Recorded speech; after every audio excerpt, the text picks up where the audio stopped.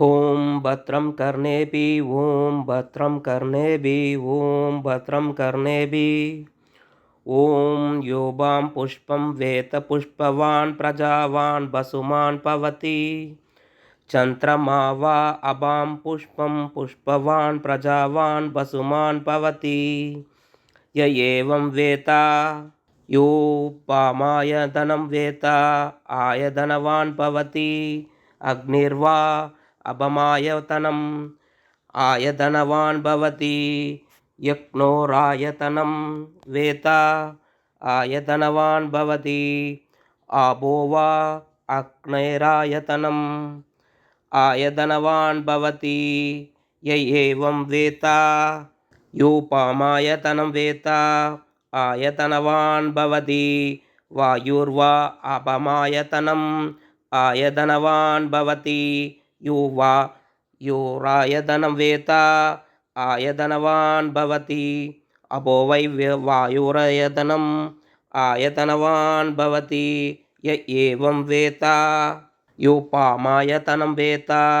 आयतनवान् भवति असोस वै तबन्न पामायतनम् आयतनवान् भवति यो मुष्य तपत आयतनं वेत्त आयतनवान् भवति आबो वा अमुष्य तपत आयतनम् आयतनवान् भवति य एवं वेत्त योपामायतनं वेत्त आयतनवान् भवति चन्द्रमा वा अभमायतनम् आयतनवान् भवति यच्चन्द्रमस आयतनं वेत्त आयतनवान् भवति अपो वै चन्द्रमस आयतनम् आयतनवान् भवति य एवं वेत्त योपामायतनं वेत्त आयतनवान् भवति नक्षत्राणि वा अपामायतनम् आयतनवान् भवति यो नक्षत्राणामायतनं वेत्त आयतनवान् भवति आपो वै नक्षत्राणामायतनम् आयतनवान् भवति य एवं वेत्त योपामायतनं वेत्त आयतनवान् भवति पर्जन्यो वा अपमायतनम् आयतनवान् भवति य पर्जन्यस्यायतनं वेत्त आयतनवान् भवति अपो वै पर्जस्य यायतनम् आयतनवान् भवति य एवं वेत्त योपामायतनं वेत्त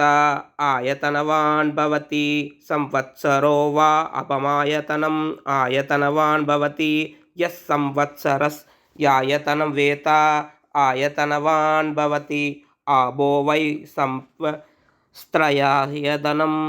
आयतनवान् भवति य एवं वेत्त योऽप्सु नावं प्रतिष्ठितां वेत्त प्रत्येव तिष्ठति ॐ राजाधिराजाय प्रसह्य साहिने नमो वयं वैश्रवणाय कुर्महे समे कामान् कामकामाय मह्यं कामेश्वरो वैश्रवणो तथातु कुबेराय वैश्रवणाय महाराजाय नमः।